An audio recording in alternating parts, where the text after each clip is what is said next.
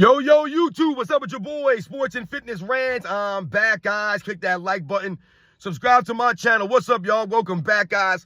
Welcome back, man. Got another great video for you guys today, as usual, man. You guys know the deal on this channel. It's all about setting the record straight, stopping the lies, stopping the narratives, stopping them from rewriting history. And in this video, I want to speak about, something that I hear often in relation to Michael Jordan's 63-point performance against the Boston Celtics in 1986. Oftentimes a lot of these LeBron James fans, these Jordan detractors, they'll talk about Michael Jordan scoring that many points and still losing. And they'll be, Michael Jordan was out there, he put up points and he still lost, blah, blah, blah, blah, blah. And once again, this exposes them as not knowing the history of the NBA, and they don't even know, the circumstances involving the end of that game. And really that Michael Jordan and the Bulls were kind of robbed in that game based off of the way that the rules were written at the time and the way that the game was played. And we're going to talk about this video real briefly, man. And I've touched on this before in the past, guys. Michael Jordan at 63 points and how the Bulls actually really probably should have had a chance or should have won that game.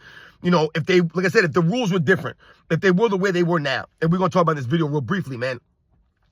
And I want to thank you guys, everyone across the world, everyone across the states has been supporting my channel.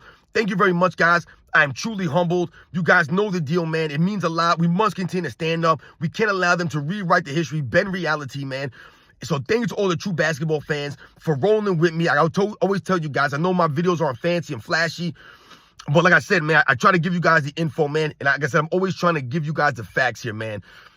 So thank you to all you guys out there, everybody in the membership, man. Thank you guys. And you guys know what to do. Turn the volume all the way up. Hit that play button. Remember, these videos are for educational purposes. And let's roll. So, yes, guys, excuse me for a second. So, yes, guys, like I said, man, oftentimes when the LeBron James fans try to knock Michael Jordan, they'll do that. They'll use the 1-9 without Pippen. That's the biggest thing that they go to. That's all they got is the 1-9 without Pippen. And really, all that does expose them, right? Because once again, they don't put any context here. This is the LeBron James fan base. They give no context. They have no historical perspective because they don't have any historical knowledge, because they don't care to know about the NBA's history. They just don't care about it. You could do the research. You could go look at video. You could go look at, articles. You could do these things. You could listen to people who know more than you. That's what I've done since I've been on YouTube. I've listened to people that were around that knew things that I didn't know. And I've learned a lot from some of these guys. So that's a part of the problem for a lot of LeBron James fans. They're like LeBron James himself. They think they know it all already. They think that they're going to get the whole story from stats or from highlights or looking at box scores. And that's not the case. So oftentimes, they'll talk about the 1-9 without Scottie Pippen, and they'll talk about Michael Jordan putting up numbers but not winning. And it's really funny because, like I said, they're hypocrites in the sense that they'll celebrate LeBron James stats all day long, every day, all day, every single season. They'll celebrate LeBron James stats no matter what his team does. They'll always celebrate his stats. And what do? They excuse the lack of team success or the lack of consistency by saying that he has no help. He didn't have no help. He had no help. Or they blame an injury. They make an excuse. That was never Michael Jordan. That was never Michael Jordan fans. Never made excuses for Michael Jordan because Michael Jordan would not accept excuses. Once again, LeBron James fans are just like LeBron James himself. Always having an excuse. That was never Michael Jordan. But when we think about the Michael Jordan and the Bulls, Michael Jordan and the Bulls in his first 3 seasons or so, and we think about the 1986 playoff matchup versus the Boston Celtics, right? One of the most talked about games of all time is Michael Jordan's 63-point performance against the Boston Celtics in the Boston Garden in that first round. And it's iconic for many reasons, right? Obviously, because the Boston Celtics were one of the great teams at that time, and they're one of the greatest teams of all time. The 86 Celtics are really widely regarded as probably a top 3 team of all time. Right? A top 5 team of all time. Somewhere around it. There's some people that think they're the greatest team of all time. And they have that, they can make that claim. They have a resume, they have a case. Right? I believe they only lost 1 home game that entire season, guys. So when they talk about Michael Jordan not winning that game, even though he scored 63 points, he was literally playing in an arena where the Boston Celtics lost 1 game all season. I believe to the Portland Trail Blazers early in the season. But they had lost one game all year, which I believe to this day is still an NBA record. I believe they were 40-1 at home. This is the home court advantage that the Boston Celtics had in the old Boston Garden, man. It was nuts in there with the parquet floors. You guys know the deal, man. So you had the 86 Celtics, right? They were a great team with great players. We know the names, right? Bird, McHale, Parrish, Dennis Johnson, like Bill Walton was on that team, Danny Ainge, right? We know some of the guys that were on that team, right? The legendary players that were on that team. But it was also iconic because Michael Jordan set the record, right? The 63 points was an NBA playoff record. Still to this day, no one's broken that record. Even though these guys are allowed to manipulate the rules and do all these things, there's no defense. No one's been able to match or supersede Michael Jordan's 63-point performance against the Boston Celtics. The Boston Celtics, I believe, were the #1 defense that season. So this was not like the Celtics were just like an offensive team or just a team that beat you by scoring points or something like that, right? They beat you because they were a great offensive team. They executed well. They had high IQ players, right? You had great leadership there, but they were also a stout defensive team. You had guys like Robert Parrish, Kevin McHale, Dennis Johnson. These guys were known for defense. Larry Bird was a very good team defender, right? Danny Ainge gave effort on the defensive end, right? Bill Walton, even though he was, at the end of his career there and really wasn't, the same Bill Walton, the injuries and he was the sixth man, but he gave effort on the defensive end. When he was in there, he was present on defense. So the Celtics were a very formidable team.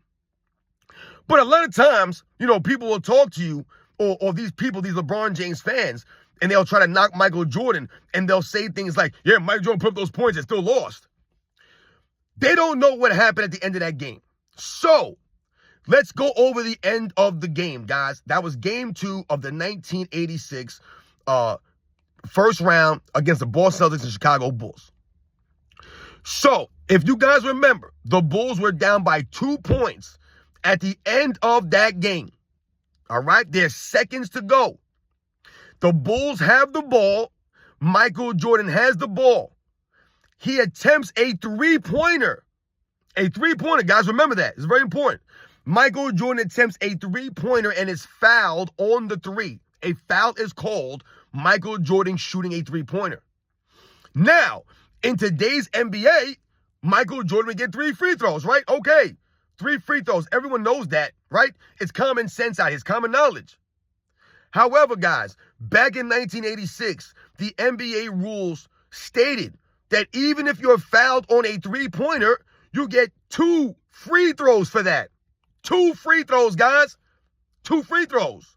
So, if you guys don't know again, Michael Jordan attempts a three-pointer, gets fouled. Now, when Michael Jordan gets fouled, guys, there are zeros on the clock.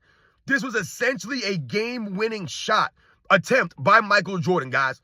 When he attempted that three-pointer, that was a game-winning attempt. If he would have made that 3, the Bulls win the game. They win it. But Michael Jordan was fouled. He missed his shot, but was only awarded 2 free throws. And I've talked about this play, this sequence before on this channel. I feel like a lot of people don't realize this. They don't know that. Also, on top of all of that, Michael, like I said, the clock was on zeros. So if anyone who knows basketball, if you guys know, when you're fouled, shooting a shot and you're going to take free throws and there are zeros on the clock, no one's on the court. It's just you and the referee. So Michael Jordan, in his second season, coming off the broken foot, that he had to argue with the management to come back and play. Remember, he had to argue and fight with them because they didn't want him to come back and play. They wanted him to sell the rest of the season. They wanted him to load manage, essentially. They wanted to tank and see what kind of draft pick they could get. That's what they wanted Michael Jordan to do, and he refused to do that. And he fought with them to get back on the court so that he could play in that series. So here you go, Michael Jordan, like I said, in his second season, coming back from the broken foot, has to go to the free throw line with no one else on the court but him and the referee.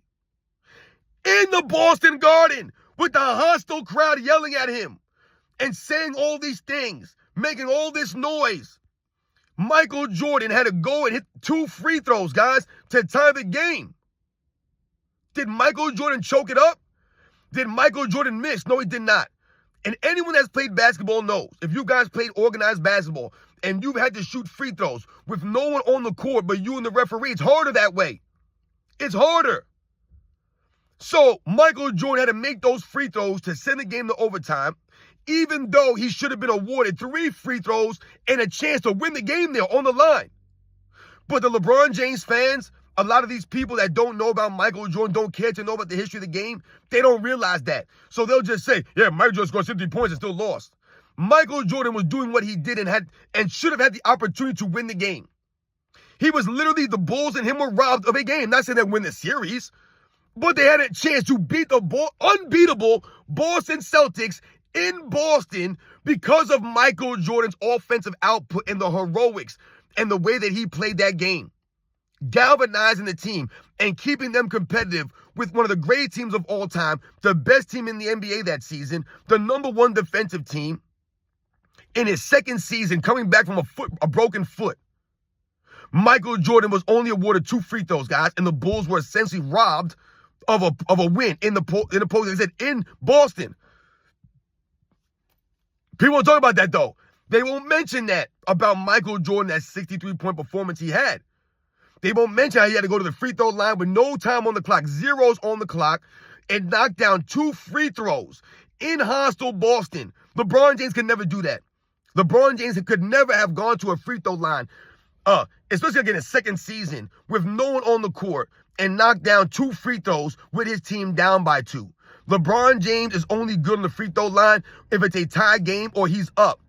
That's when LeBron James feels confident. That's when he feels comfortable. When his team is down, he'll pass to George Hill instead, right? He don't want to go to the free throw line at the end of games, right? That wasn't Michael Jordan. Michael Jordan was never afraid of those things, man. It never changed his game or the way he approached the game. It never changed his mentality at the end of games. This is why he was effective at the end of the games. This is why he was consistent at the end of games. He did not care. And even in his second year, right, in a play like that, like I said, they were down by 2 and Michael Jordan was foul shooting a 3. There was only seconds left for the Bulls to get the ball and get a shot up. Michael Jordan wasn't afraid of the moment, and he went to the free throw line, knocked down both free throws, guys, to send the game to overtime. Yes, the Bulls would lose in overtime, but it should have never went to overtime if the rules were the way they are today. Michael Jordan would have had 3 free throws and an opportunity to win the game at the line with zeros on the clock, and there would have been nothing the Boston Celtics could have done about it to stop him. Those are the facts, guys. They won't talk about that. That's the greatness of Michael Jordan, guys. Those are the facts of that 63-point performance. Right? During that 60-point performance, Michael Jordan showed how clutch he was from an early point of his career. That's clutch right there, guys. You guys know the deal, man. I'll catch you guys on the next one.